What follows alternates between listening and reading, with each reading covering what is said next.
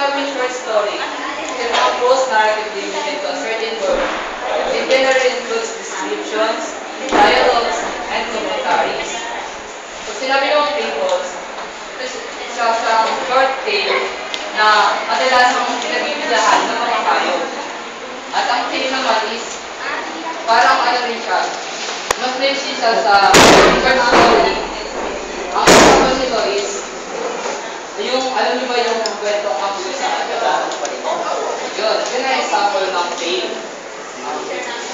Fairy tale naman, ito naman yung stories about sa king, princesses, poor farmers, and queens.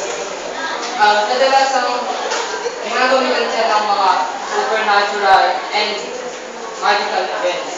Lolo, mabigay ka naman example ng fairy tale. Pwede mo siya naman kami. Fairy tale? Ano nga ba maganda kwento? Cinderella? Wala sa atin ba?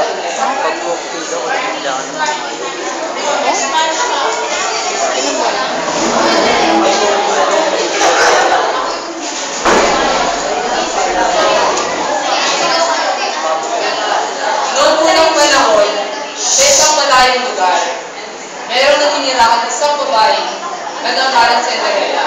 Isa siyang masayahin, binibini, at ubod ng mali.